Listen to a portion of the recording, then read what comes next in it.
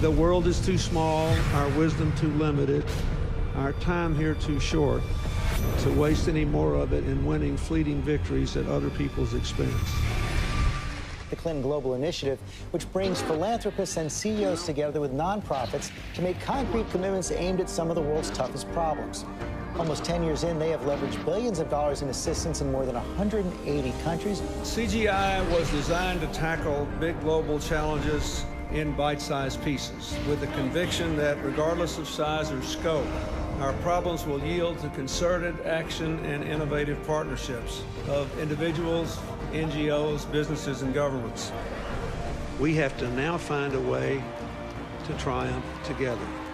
All the problems that we face, from climate change to financial contagion to nuclear proliferation, are too complex and cross-cutting for any one government, or indeed for governments, to solve alone. Because we believe that ending hunger is not only possible, but it is both a moral and strategic imperative.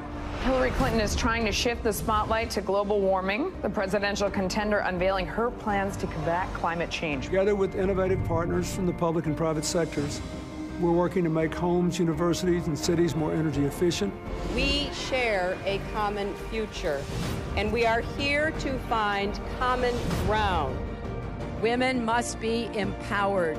It's classic Bill Clinton, by using his birthday to help the causes he champions, from combating climate change to obesity and even HIV/AIDS. Help bring new dignity and respect to women and girls all over the world. And in so doing, bring new strength and stability to families as well. We are trying to do something no one has ever done before. A new report today claims that the Clinton Foundation gives about 10% of its money that it raises to actual charities and the services that they offer. It has been reported you've made $5 million making speeches. The president's made more than $100 million. Well, if you have no reason to remember, but we came out of the White House not only dead broke, but in debt. 6 years ago, Hillary Clinton was about to become Secretary of State. Barack Obama had nominated her. Everyone knew she was going to be confirmed by the Senate, going to be confirmed easily. But there was a thought, there was a question, there was a doubt out there about a potential conflict of interest. The Clinton Foundation dropping its self-imposed ban on collecting funds from foreign governments and entities. And now the Washington Post reports total contributions to that foundation amount to $2 billion. There's a lot of money sloshing around. Everything is blurred, and it's not good. The questions scream out at me. What in the world happened with the foundation and these ulterior motives and this money and the email server? I'm sorry. Those scream out at me. The amount of schmoozing involved and crossing lines and one person putting money in a foundation and then Clinton getting unbelievable amounts for his speeches, contracts going one way or another, it's not good. I look forward to working with all of you, particularly the appropriators. We have a lot of work to do, and it is such important work that lies ahead.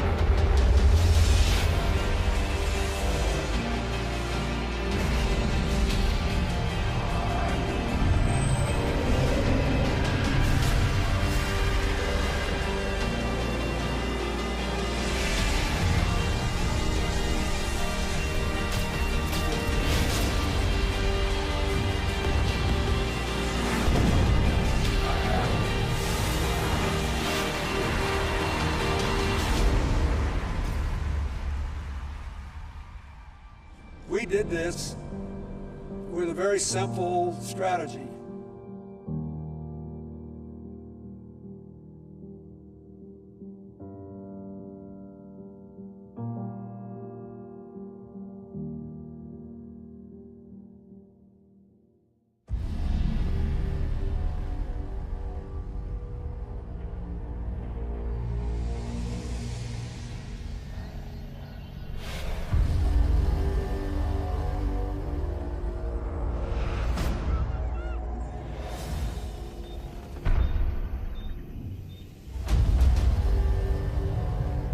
Africa is a continent that has been a chamber of horrors for decades.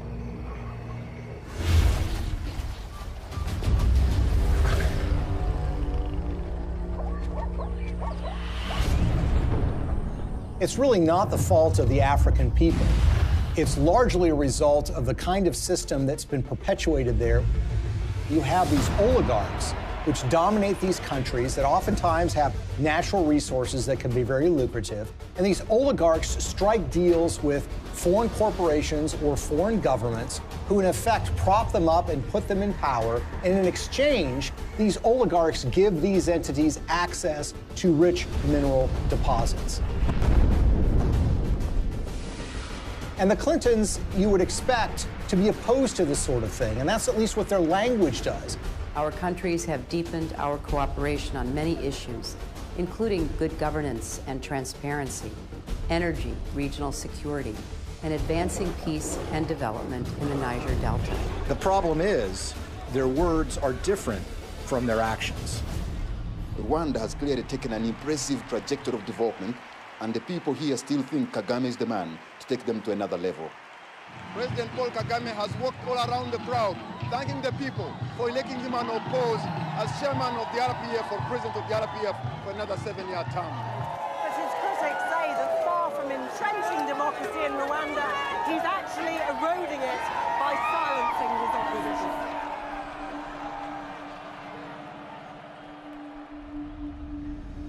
Paul Kagame has been praised by Bill Clinton and the Clinton Foundation. But the fact of the matter is Paul Kagame has a terrible human rights record. He's accused of aiding military operations in the neighboring Democratic Republic of Congo, and that actually forced the recruitment of child soldiers. The UN has identified him as being involved in activities that entailed massive human rights violations. The newer opposition parties that have been formed in the last year or two have one by one been silenced or otherwise excluded from the race. And individuals, so not only politicians but even journalists, for example, and other Rwandans who may have views different from those of the government, have found themselves at the receiving end of what has become quite a violent campaign of intimidation. Well, Paul Kagame is a friend of Bill Clinton's. I want to say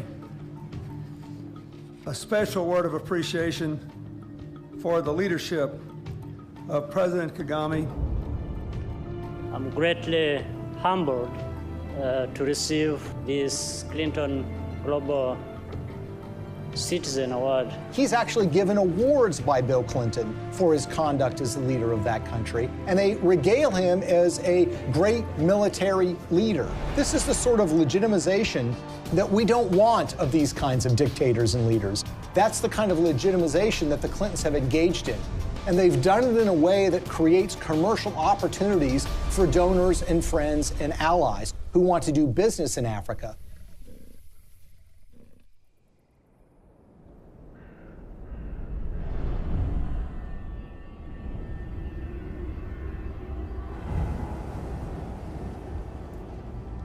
Business in Africa means you're dealing with dictators who are going to give you access to, say, mineral rights or oil drilling rights, but you're going to have to pay them off. The Clintons partner with foreign entities who want access to Africa, and specifically mining companies or energy companies who need to get concessions for access to oil or natural gas or the rights to mine for gold. Those two make a powerful alliance because these companies will give money to the Clintons, either in the form of speaking fees or in the form of donations to the Clinton Foundation. And the Clintons will then, in effect, do their bidding before the halls of power and corridors of power in Africa. And they will go to foreign governments and encourage them to do business with individuals who are putting money in their pocket. And this leads to some amazing fits of behavior that, in a way, are just reminiscent of 19th century colonialism. A perfect example of this is Ambassador Joe Wilson. Joe Wilson is a longtime friend of the Clintons.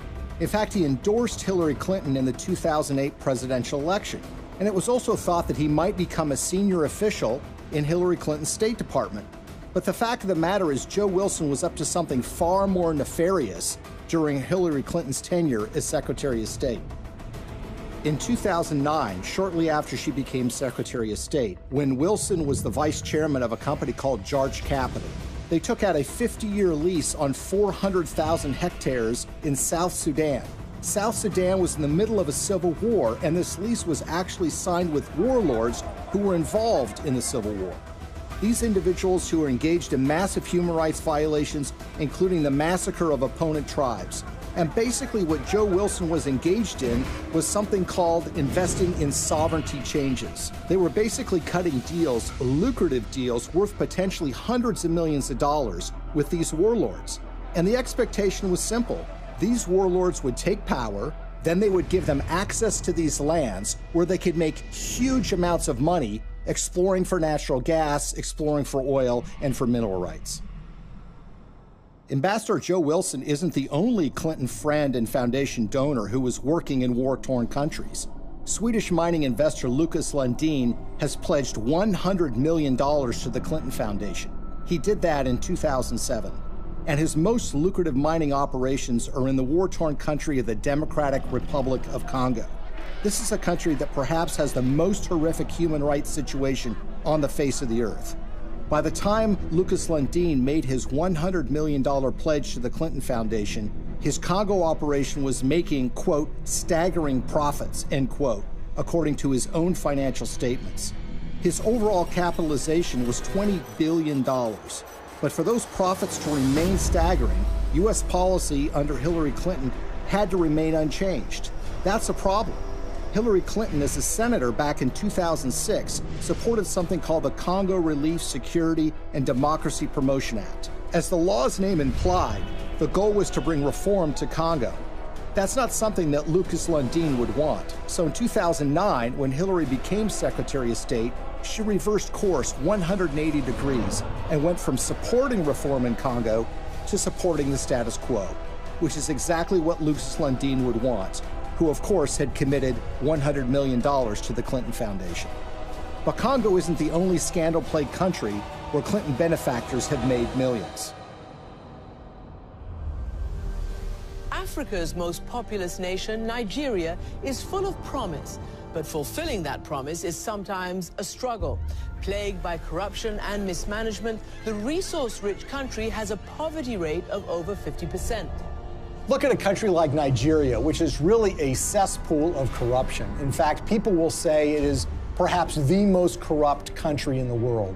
It's rich in natural resources, it produces a lot of oil, but that money never trickles down to the people. It goes to the oligarchs who run the country, who oftentimes take that money and put it in Swiss bank accounts in a way that, of course, the people of Nigeria can never benefit from. And you see, there's a federal law in the United States which says if foreign governments that receive U.S. assistance aren't transparent in how they spend that money, that they will not be able to get U.S. foreign assistance anymore. It's about transparency. But there's a way around that law. You can get a waiver from that law. How? By getting the U.S. Secretary of State to grant you a waiver. We intend to remain very supportive on your reform efforts. Thank you for mentioning the work we did together on the elections. We're also very supportive of the anti-corruption reform efforts, more transparency, and the work that you and your team is also championing, because we really believe that the future for Nigeria is limitless. So in the case of Nigeria, they receive hundreds of millions of dollars in U.S. foreign assistance. They've not made progress in being more transparent. And of course, they've gotten exemptions from Hillary Clinton while she was Secretary of State. What's so curious about this is what was happening commercially to the Clintons while this was going on. Bill Clinton, for the first time ever, gets paid highly lucrative speeches in Nigeria, which had never happened before. In fact, he gets paid to do 2 speeches for $700,000 apiece by a businessman in Nigeria who just happens to be close with the president of that country. Keep in mind, by the way, that his normal speaking fee is less than $200,000 a speech. So this was an enormous payday for Bill Clinton. Okay, now we'll begin the panel.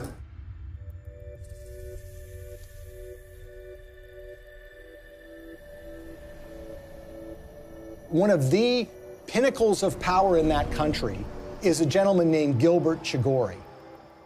Gilbert Chagoury, who has committed $1 billion to the Clinton Global Initiative, is connected to another individual in the Clinton orbit. That would be Marc Rich, the billionaire who was on the FBI's 10 most wanted list that was suddenly and surprisingly pardoned by Bill Clinton in 2001. Marc Rich, you might recall, is somebody who was trading oil with the Ayatollah Khomeini of Iran at the same time that the Ayatollah was holding 50 Americans hostage. He also had a long history of busting UN sanctions by trading oil with the apartheid regime in South Africa and a whole host of other nefarious governments. Well, Gilbert Chagoury, the high Clinton donor, was business partners with Marc Rich. Together, they sopped up oil assets in Nigeria and sold them on the oil market for the benefit of a corrupt individual who was leading Nigeria at the time, named General Abacha. Abacha smuggled, by some estimates, $4 to $8 billion out of the country and put them in European bank accounts. Gilbert Chagoury was indicted and convicted in Europe for helping him to do that. He was charged for aiding and abetting a criminal enterprise and on money laundering charges. And the suffering that ends up being done here is by the people of Nigeria, who see their leadership getting a pass from the United States. The elites in those countries are getting rich, the Clintons are getting rich, and the money somehow never trickles down to the people of Nigeria. Sadly, this theme of resources not trickling down to those most in need is a common one when it comes to the Clintons.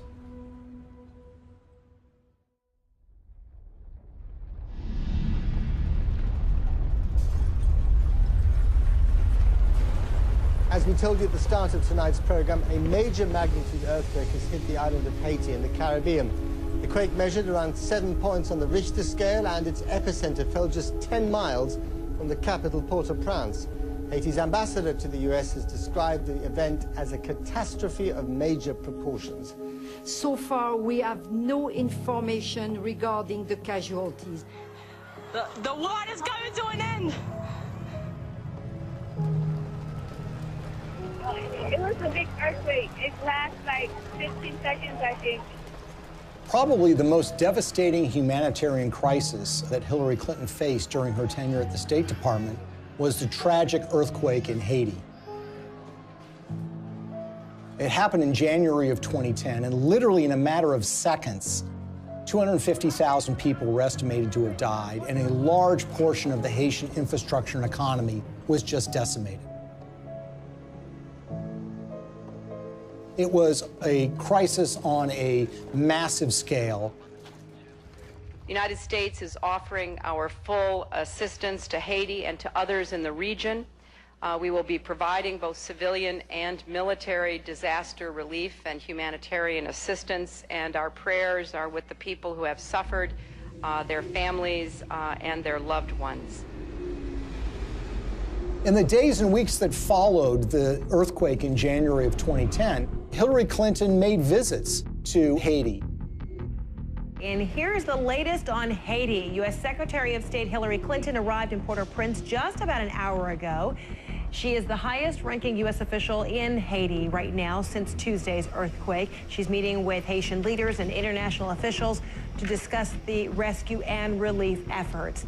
In fact, on her first visit, which occurred days after the earthquake, they literally had to stop traffic going in to the airport at Port-au-Prince. There, of course, were relief supplies that were being flown in, but that traffic was stopped so the Secretary of State could come and assess the damage. There is a perception, and there have been complaints or reports of bottlenecks, that there's a lot of aid coming in, but it's very hard to get it out to the people who need it.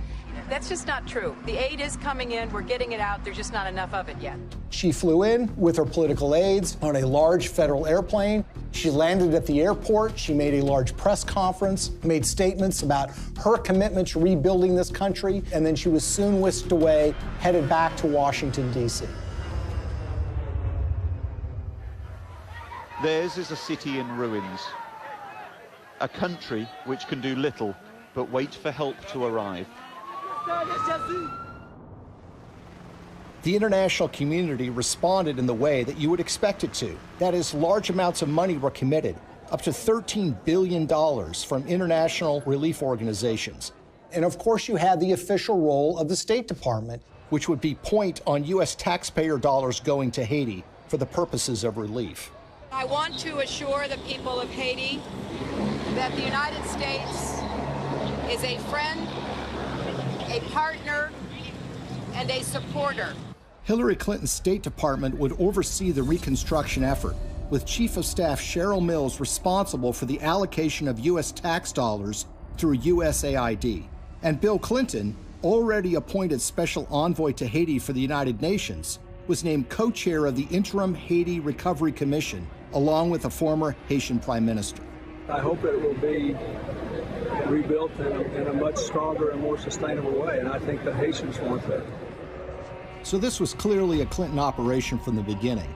Now, the Haitians had their own ideas about how best to rebuild their country. They wanted new roads.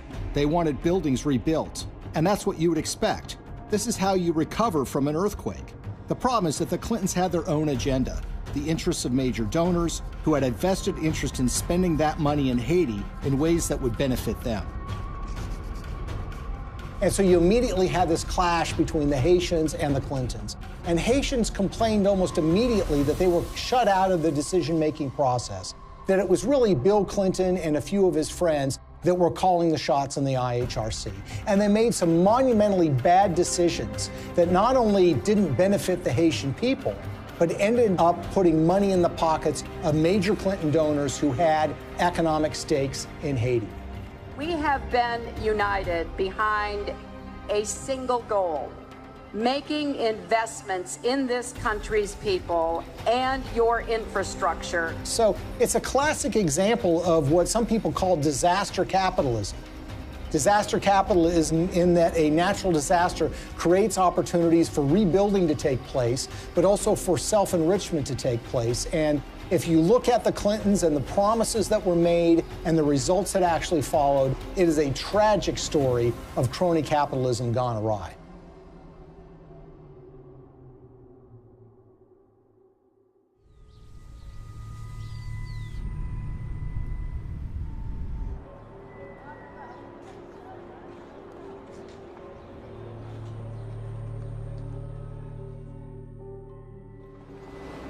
The single largest relief project that the United States committed taxpayer dollars to, $124 million to be exact, was a project called Caracol, a textile factory that was built in the northern part of the country that was supposed to create some 60,000 jobs and was supposed to create tremendous economic growth. There's a problem here already. You see, the earthquake affected the southern part of Haiti. The northern part of the country was entirely unaffected. But who were the beneficiaries of this? Companies like Gap, Target, and Walmart, to name a few. The Caracol factory was built, but it didn't create 60,000 jobs. It created barely 5,000 jobs. But the major American companies who got textiles tariff-free, made at low wages, benefited enormously. And the end effect on the Haitians was very, very minimal.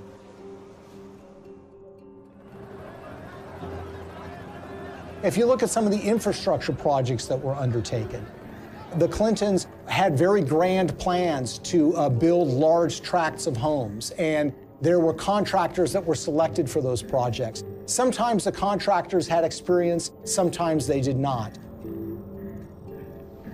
There's one company in Florida that spent $1 million getting equipment into Haiti. They had experience in disaster relief, but according to the owners of that company, they only made a small donation to the Clinton Foundation. And guess what? They didn't get any relief contracts. On the other hand, the contractors who did win the awards were given the opportunity to build homes, and in some instances were supposed to build tens of thousands of homes for Haitians. They ended up building a fraction of that. For instance, the New Settlements program was supposed to build 15,000 homes for $53 million. Instead, it built 2,600 homes, less than a quarter of the original estimate, for $90 million, or $47 million over budget. And they got away with it. So you had contracts going to these relief organizations that were also involved with the Clinton Global Initiative. And you had this one organization, Dahlberg, that was supposed to do an assessment for relocating people that suffered from the earthquake. They determined that people should be moved to a site that happened to be on a cliff that was highly unstable. USAID's Inspector General reviewed Dahlberg's recommendations and found them basically unusable. One member of the USAID shelter team was quoted by Rolling Stone magazine as saying that the recommendations were so bad, it looked like the team never even got out of their SUVs. Another person said that only one of the people that was sent to Haiti by Dahlberg actually spoke French. Telecom mogul Dennis O'Brien is one of the world's richest people, and he's finding opportunities in the poorest country in the Western Hemisphere. The Irish billionaire is the largest private investor in Haiti through his company Digicel, and he's now leading the Clinton Global Initiative efforts down in Haiti. Probably no one came out better in the Haitian reconstruction effort than an Irish billionaire named Dennis O'Brien. He was a Clinton Foundation donor, giving them between $5 and $10 million. He helped arrange speeches for Bill Clinton, too. The interest of the Obama administration, particularly the former Secretary of State Hillary Clinton, you know, all the different things that have happened to help Haiti get up off the floor have been led by the U.S. And he was the owner of something called Digicel, which is a cell phone company at the time of the earthquake. As part of that relief effort, the State Department run by Hillary Clinton wanted to fund a mobile money transfer service that would allow Haitian citizens to transfer and receive money on their phones. Well, Digicel applied to be the recipient of that grant money. 4 weeks after their application, Digicel actually sponsored a speech for Bill Clinton in Jamaica, and they paid him $225,000. And as it turns out, within 4 months of that speech, Digicel would receive the first installment of that grant money. The earthquake actually has been great for Digicel and Dennis O'Brien. More than 4 years since a magnitude 7.0 earthquake devastated Haiti, and outrage there is growing over the largely failed reconstruction effort, despite the hundreds of millions of dollars in aid that has been collected and spent by the IHRC, the Interim Haiti Recovery Commission. So whether you're talking about housing or cell phones, you see that the people that are closest to the Clintons have made out very well from the Haitian earthquake. The rest of the country, the ordinary people of Haiti, not so much. Haitian activists staged a protest outside Hillary Clinton's Manhattan office. The demonstrators claim billions of dollars were stolen through the Haiti Reconstruction Commission headed by Bill Clinton. They also say Haiti was used as a cover for foreign governments to funnel kickbacks of possibly hundreds of millions of dollars through the Clinton Foundation. They say it was done in exchange for favors that Hillary was doing for them as Secretary of State. The tragedy is we had an opportunity to rebuild in a way that would give the people of that country hope. Sadly, that opportunity was squandered, and what took place, rather than rebuilding Haiti, was the self-enrichment by friends of the Clintons. For all of Bill Clinton's talk about building Haiti back better, the fact remains that the most visible evidence of Clinton's role in the recovery isn't the improvement of daily life for everyday Haitians, but the construction of new luxury hotels just miles from the folks who have been living in tarps USAID handed out immediately after the earthquake. We are telling the world of the crimes that Bill and Hillary Clinton are responsible for in Haiti. But while the world eventually lost interest in Haiti's recovery, the influence and connections afforded to donors from the Clinton Foundation appear to have been lessons learned by others.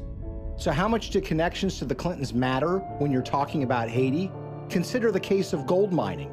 The government of Haiti had not granted a gold mining concession in 50 years. They decided to do so during the reconstruction of their country, which was being overseen by Bill and Hillary Clinton. What company did they select to get this gold mining permit? A company called VCS Mining. VCS Mining had very little experience in gold mining, but what did they have? They had connections. Shortly after they got that concession, someone joined their board of directors. It just happened to be Tony Rodham, brother of Hillary Rodham Clinton. It was a true disaster that followed the earthquake, which was the natural disaster. This was the man-made Clinton-caused disaster in relief that led to the wasting of enormous sums of money, the enrichment of elites that were friends with the Clintons, and the Haitians were left in a situation where their life was really not much better than it was the day after the earthquake happened.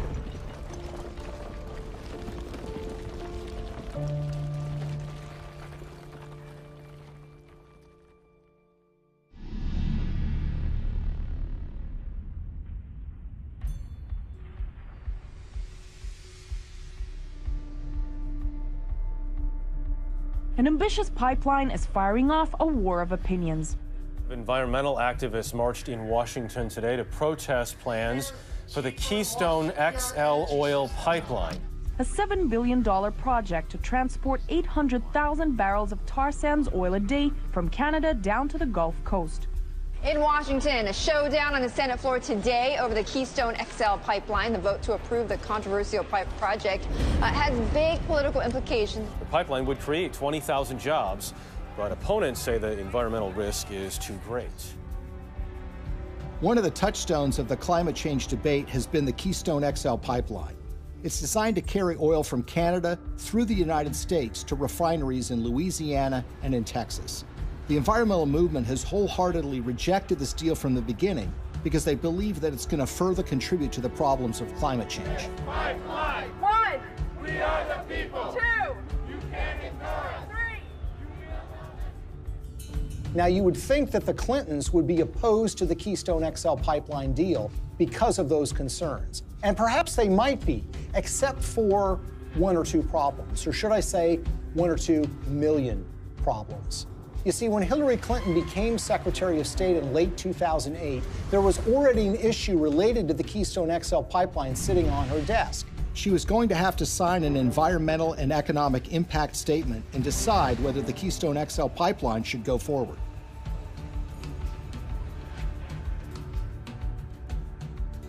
At that precise time, Bill Clinton gets a lucrative offer of nearly $2 million to give 10 speeches in Canada for the first time ever from a company called TD Bank Investment Group. He gave the last speech in May of 2011. 3 months later, Hillary's State Department releases an environmental impact statement that was seen as largely supportive of the Keystone XL pipeline in a way that was massively controversial. Hillary Clinton, in effect, was betraying the environmental movement by greenlighting this deal, when she had in her hands the power to kill this deal in its crib. It was shocking. Organizations like Greenpeace and Friends of the Earth were stunned. They wanted investigations, but everybody was mystified. Nobody could understand why Hillary Clinton would sign off on this deal, particularly when she had been in favor of dealing with climate change, and her boss, Barack Obama, by all indications, seemed to be opposed to this deal as well. It's also a time for a new approach to climate change. We know we've got to deal with global warming. We're seeing the effects of it. We need to invest in clean energy technology today so that we can create new high-paying jobs to protect our environment, to grow our economy, and to finally break our addiction to foreign oil. How did we go from the Clintons being in favor of fighting climate change and dealing with fossil fuel dependence to Hillary Clinton signing off on the Keystone XL pipeline? The evidence that we found was that it was about the money. This was not a philosophical change. This was not a new way of thinking about global warming. This was a way of taking $2 million in cash to essentially buy a decision by the Secretary of State. Why is the TD Bank Investment Group so interesting? Because they just happen to be one of the largest shareholders in the Keystone XL pipeline itself. When we looked at Bill Clinton's pattern of giving speeches, we looked at who was paying him, when they were paying him, and if they have ever paid for a speech before. What's so stunning is that TD Bank had never sponsored a speech by Bill Clinton before. And then suddenly, in late 2008, when Hillary Clinton has been announced to be the Secretary of State, and when sitting on her desk is the matter of the Keystone XL pipeline, they suddenly decide to sponsor these speeches. And when people realized that the Clintons had pocketed about $2 million at the precise time Hillary Clinton was making this decision, it all now suddenly made sense. Because as we've seen repeated over and over and over again, when it comes to the Clintons, you have to follow the money. And in the case of the Keystone XL pipeline, they seem to have abandoned their principles, their commitment, as it was, to combating global warming and dealing with our dependence on fossil fuels. They jettisoned that when $2 million showed up and suddenly came out in favor of the Keystone XL pipeline. When you see this sort of pattern of behavior, you can't come to any other conclusion that it's a system of pay to play. And again, other entities appear to have picked up on this business model too. Well, Bill Clinton has been paid enormous sums of money over the years to give speeches. On average, he gets a little less than $200,000 per speech. But something happened in late 2008. his speaking fees skyrocketed after he'd been out of office for years. The reason was his wife had become Secretary of State. In fact, 11 of the 13 speeches for which Bill Clinton has been paid $500,000 or more occurred precisely when Hillary was the most powerful diplomat in the world.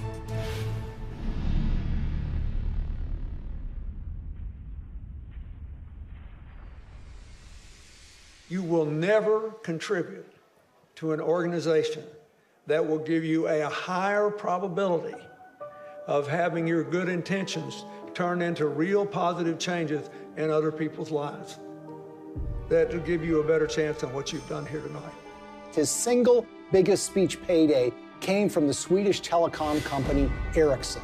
And it's a very, very unusual and troubling story. Now, Ericsson is a Swedish telecom company that in 2009 and 2010 was in trouble with Hillary Clinton's State Department because Ericsson was selling a lot of telecom equipment to Iran, to Belarus, and to other oppressive governments, about which the State Department was concerned. Ericsson risked being put on a list by the federal government in the United States for trading with an enemy state. There was actually an effort being put forward in Washington to broaden Iranian sanctions to include the very technologies that Ericsson was selling to the Iranian government. So it's against this background that Ericsson decided now might be a good time to hire Bill Clinton to give a speech. They had never paid for a speech by him before, and they decided to go in big, $750,000 for a single speech.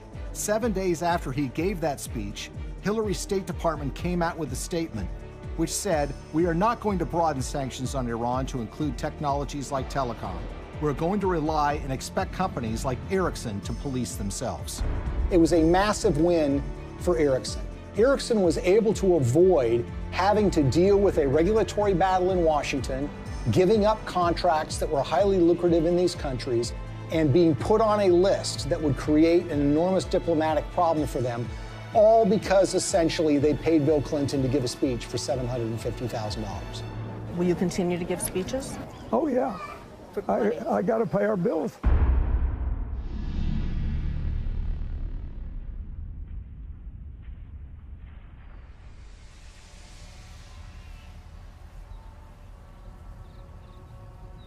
So the question is, why do we see the Clintons reversing decades of policy positions that they've held so closely on issues like human rights and environment? And a big clue comes from the folks that are giving the Clinton Foundation literally tens of millions of dollars. And one, if not the biggest donor to the foundation, is a Canadian named Frank Giustra. Giustra is in the mining business, hardly something you'd call environmentally friendly. And he has interests all over the world. And he used his relationship with the Clintons to benefit those interests, regardless of the environmental concerns. A great example of this is what happened in Colombia. What's so interesting about the relationship that the Clintons have with Frank Giustra is they tend to show up in these foreign countries together at the same time. Frank Giustra's made billions of dollars over the years in the so-called penny stock market in Canada, which is highly open to manipulation. He's been very successful in this area. Now, the Vancouver Stock Exchange is not like the New York Stock Exchange in the United States. This is a stock market or an exchange that is dominated by penny stocks, made up of a lot of natural resources stocks. It's sort of the wild, wild west of investing. It's called Dodge City sometimes. And the reason is because there's a lot of speculators, there's a lot of misinformation that's put around, and there are a lot of mining companies that don't really have any assets, but will proclaim to have gotten the rights to some lucrative gold mine, let's say, and then they send that news out to the public in the hope that it will lead to a flood of people buying the penny stock so the shareholders can sell their assets.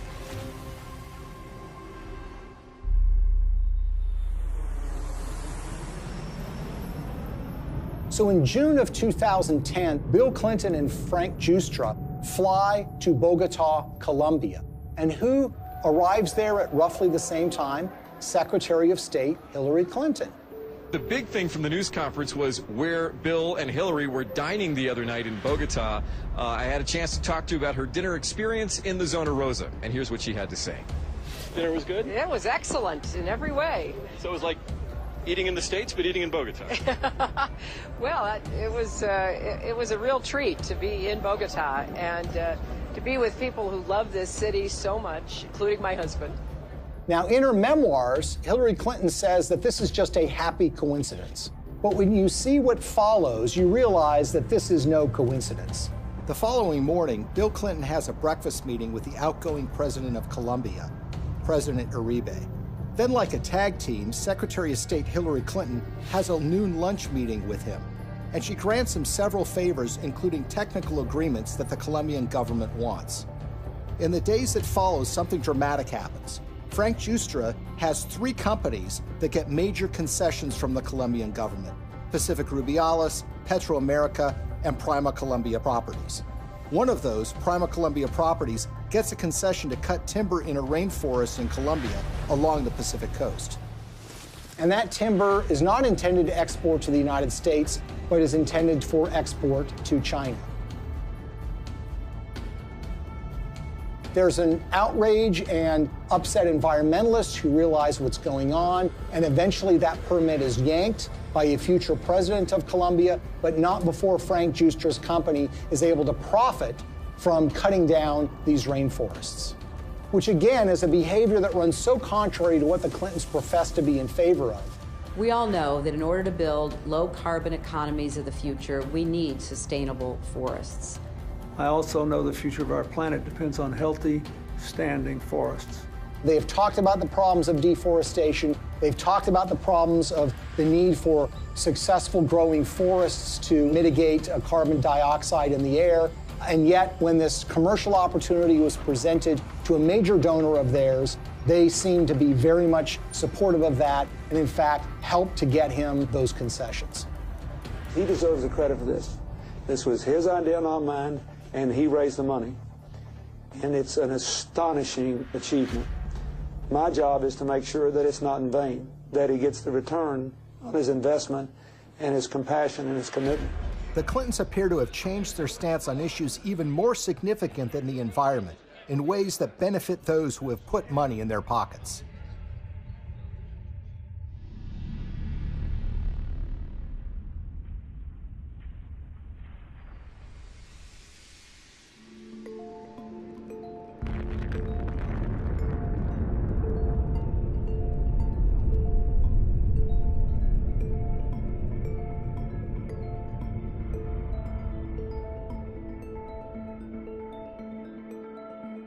I represent a president and a country committed to a vision of a world without nuclear weapons and to taking the concrete steps necessary that will help us get there.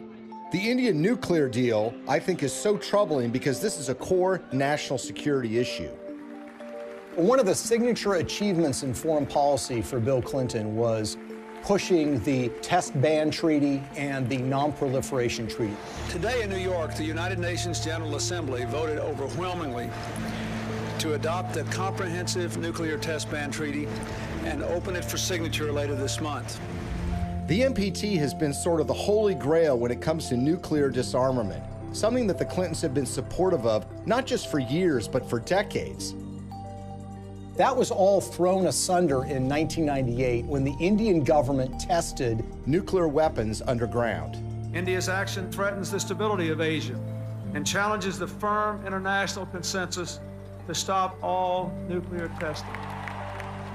These were tests that truly shocked the world. Even the CIA was not aware that these tests were about to take place. Clinton's reaction was volcanic. He felt betrayed by the Indian government. And as a result, he imposed sanctions on India, essentially saying, you're not going to get access to U.S. nuclear technology until you sign the NPT, the Non-Proliferation Treaty.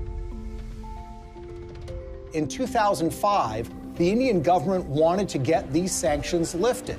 Not only do they have an interest in expanding their civilian nuclear base, they live in a neighborhood where some pretty tough customers and rivals have nuclear weapons themselves. First of all, you've got Pakistan, which is right next door, which is widely believed to have nuclear weapons. And then you have China, a longtime rival of India, which has a nuclear arsenal. The Clintons said that they were in favor of giving the Indian government some access, but the problem is it didn't go nearly as far as the Indian government wanted. So in 2005, they started making donations to the Clinton Foundation. This morning, yet another shady donation to the Clinton Foundation has surfaced, this time tied to a donor from India, apparently a friend of Bill Clinton. We're talking about tens of millions of dollars from Indian interests flowing into the Clinton Foundation. And we're talking about at least hundreds of thousands, if not millions of dollars in speeches that Bill Clinton was paid by interested parties in the Indian nuclear deal.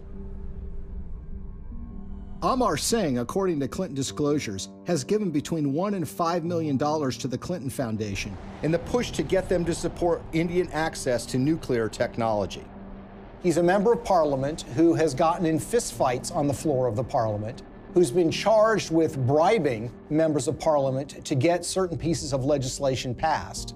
You see, the problem is when you ask Amar Singh, he says it wasn't my money. I don't have that kind of money. I couldn't have given him that amount of money. And in fact, when you look at Indian public records, you see that Amar Singh doesn't have a net worth anything close to being able to give that amount of money.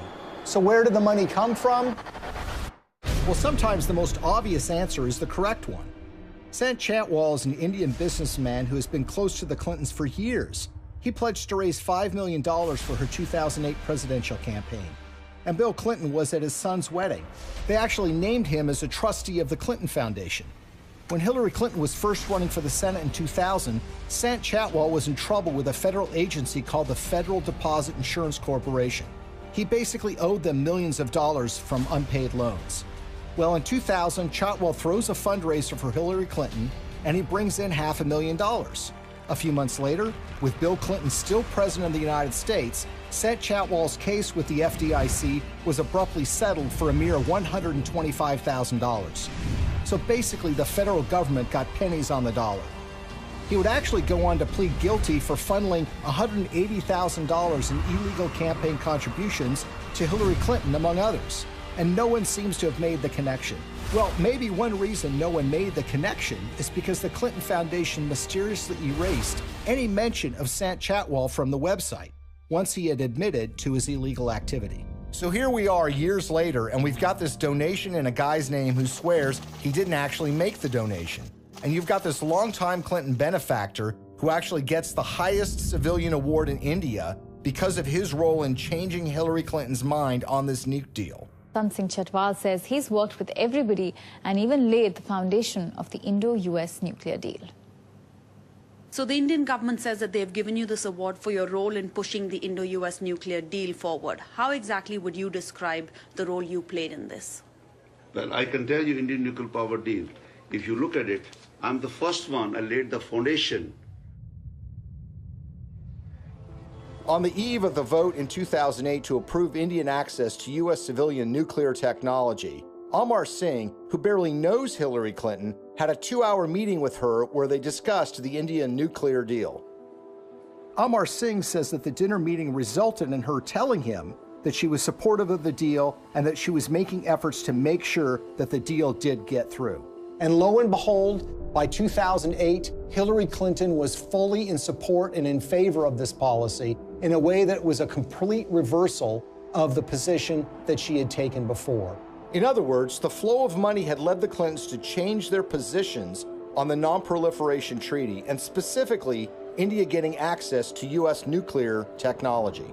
This was a decision that was wholly out of step, wholly inconsistent with a progressive liberal agenda. Hillary Clinton made a decision of reversing her previous position after the flow of funds to the Clinton Foundation, and her husband gave some speeches in India. But this wouldn't be the last time Hillary reversed herself regarding nuclear weapons technology.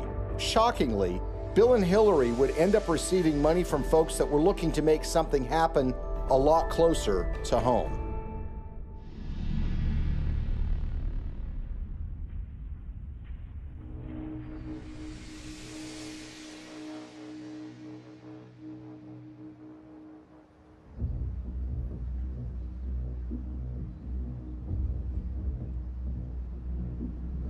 I think the Russian uranium story is perhaps the most shocking and most blatant example of how the Clintons operate.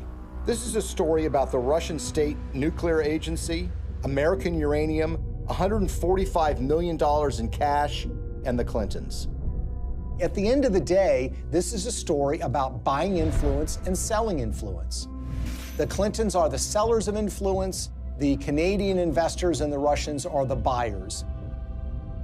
Bill Clinton had gone to the Central Asian country of Kazakhstan in 2005 with Frank Giustra. Kazakhstan is a country that's been run since the collapse of the Soviet Union by a dictator named Nazarbayev, who shuts down political opposition and tortures political opponents. The ostensible purpose of the visit to Kazakhstan by Bill Clinton was to talk with Nazarbayev about AIDS, HIV. The problem is Kazakhstan really does not have an AIDS, HIV problem. So that explanation really doesn't make sense. What makes far more sense is that Frank Giustra wanted access to very lucrative Kazakh uranium mines. Kazakhstan is one of the largest producers of uranium in the world. Bill Clinton arrives there with Frank Giustra, and they have a series of meetings with Kazakh officials. There's a press conference where Bill Clinton stands with the dictator of Kazakhstan, and he praises the human rights record. He praises that elections are being held in the country, and he even says that Kazakhstan should head up something called the OSCE, which is the Organization for Security and Cooperation in Europe. Think about that for a second. Bill Clinton is saying that a known human rights violator who's been condemned by human rights organizations around the world should head up a human rights organization.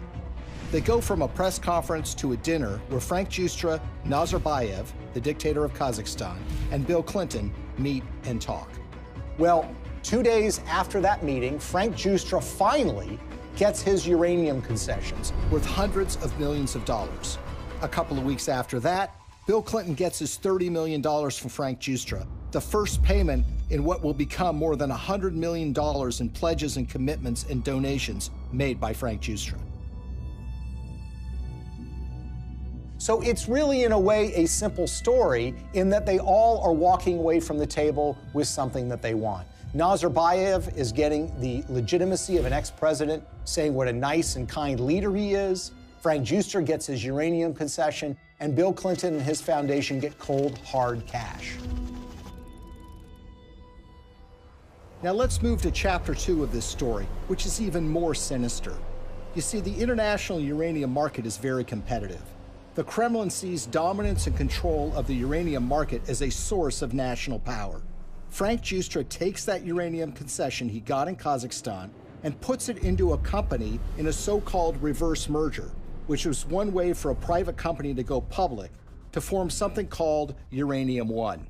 It's a company traded on the stock market in Canada, and they start acquiring uranium concessions in places like Wyoming, Texas, New Mexico, and Utah. And by 2009, they have what is expected to be 50% of future uranium production in the United States. This gets the interest of Vladimir Putin and the Russian government. And in fact, there are State Department cables that were leaked through WikiLeaks, which show that Hillary was aware of the fact that the Russians took great care to try to dominate the international uranium market. Well, the Russians want to buy this asset, and they offer a 40% overprice on the share of the stock. And for this transaction to go through, it has to be approved by the U.S. federal government. Why? Because uranium is regarded as a critical industry in the United States.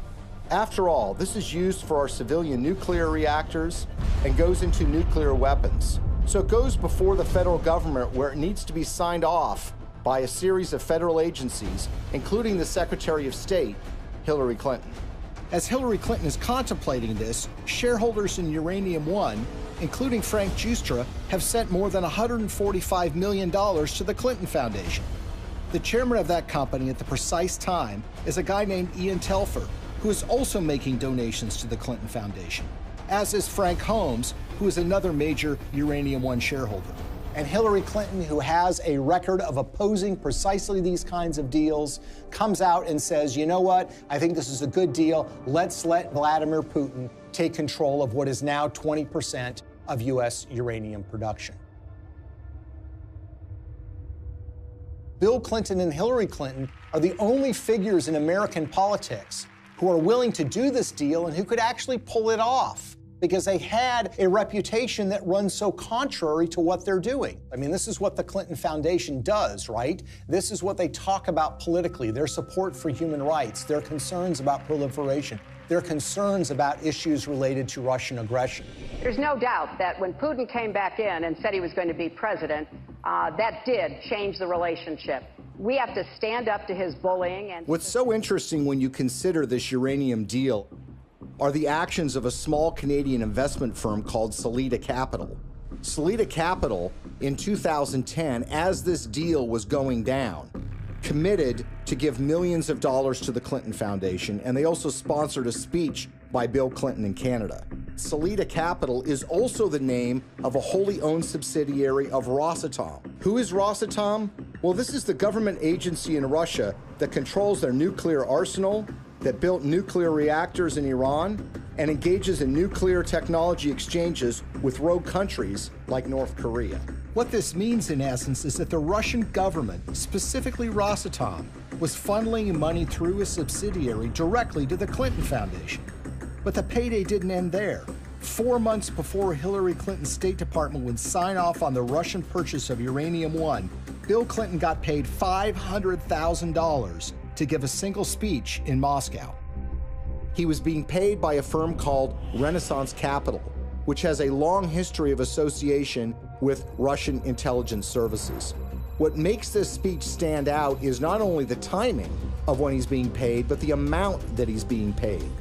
You see, the last time Bill Clinton gave a speech in Russia was 5 years earlier. At that time, he was paid about 1/3 of what he was being paid this time. Why is Russian control of 20% of U.S. uranium so troubling? If you're in an era where nuclear weapons are a reality, where nuclear energy is an important component of energy production in the United States, and increasingly around the world, control of uranium is absolutely crucial. And unlike oil or natural gas can be found in so many places around the world, there are precious few places where you can find significant and large amounts of uranium that you can produce on a commercial scale. What we've essentially done is handed this precious resource to Vladimir Putin and the Russian government. They're not only engaged in aggression in places like Ukraine, but they've been very aggressive in fighting American interests around the globe. Russia's not an ally. Russia's not a friend. Vladimir Putin's Russia is a rival of the United States, and yet we've given them control over this precious resource. Uranium, the key mineral in nuclear generation, is a domestic resource. This is what's going to power America. I think a lot of people in Middle America would be surprised to know that the Russian government is doing business in places like Colorado or Wyoming or Utah. These are small mining towns. These are operations that have existed for a while, that have been under the control of American companies or for a while Canadian companies. But it's now Russian companies that control this, and those companies are controlled by the Russian government. Having read through the archives of the KGB, the files that they have been released, I can tell you that they look at the United States as weak and ineffectual. This is a thuggish government that is engaged in massive human rights violations. There are opponents of this regime that have been killed or have disappeared. There's been persecution of human rights organizations. There's been persecution of homosexuals. And it's shocking and stunning to me that there has not been more attention focused to this fact, that we have given this critical resource to somebody who is engaged in so much nefarious behavior. Greetings from Washington. I want to thank all of you for your work to root out corruption that weakens economic development, feeds black markets and organized crime, and undermines the promise of democracy. As we work together to eradicate corruption in our own countries, we should also maintain the highest standards of transparency and accountability in our development efforts around the world. Corruption in emerging markets and fragile democracies undermines the confidence of citizens and investors alike, while responsible governance helps to foster sustainable economic development and political stability. I believe in the oldest adage in American politics, which is follow the money. Enormous amounts of money have flowed to the Clintons. from foreign governments, foreign financiers, and businesses. Some of that money lands in their pocket. Some of it lands in their foundation. It's a pattern we've seen repeated over and over and over again all around the world. It's not a coincidence. Money exchanges hands and favors are done. Now Clinton friends and supporters will say there's no smoking gun. But look at American political history. People are convicted all the time for a pattern of behavior where, for example, they're engaged in insider trading on the stock market. So, for example, you have a foreign corporation or a foreign government that wants something from the State Department while Hillary Clinton is Secretary of State. They will make a large payment to the Clinton Foundation. That will be followed by favorable action on their behalf. If that happens 1 or 2 times, you might say, look, it's just a coincidence. But when you see the pattern recreated over and over and over again, you have to recognize that these events are connected. They've created a model for massive self-enrichment that allows you to go into so-called public service, but get extremely rich at the same time. And when friends and allies say that the Clintons aren't really that interested in money, their actions show otherwise. What's so shocking to a lot of people is that making of that money requires them to betray their progressive values, the environment, labor unions, women's rights, human rights. The Clintons are doing business and growing rich with the favor of the very individuals who you would expect to be their political opposites. For a very long time in American history, and probably still to this day, one of the worst things that could be said about you as a politician is that you are on the take from foreign interests. What the Clintons have essentially done is busted down the door and robbed the bank of that concept. So when people think of the Clintons taking foreign money, they think it's maybe an insurance company from Great Britain, or they think it's from a supermarket chain in Canada. The fact of the matter is a lot of that money comes from the darkest, worst corners of the world. Are countries like Nigeria and Russia in the habit of giving money to politicians and not wanting something back? The Clintons are glad to take this money. It's made them fabulously wealthy. But what has it done for us? Before we had to worry about money from Wall Street and big labor, now we have to worry about it coming from around the world and infecting our politics and damaging our politics, everything from our uranium policy to our human rights policy. Nothing seems to be safe anymore. How is this not corruption? How is this not a crime? With the Clintons, nothing is sacred. Everything is for sale. But we are the ones who are paying the price. Maybe, just maybe, the American people are tired of being sold out.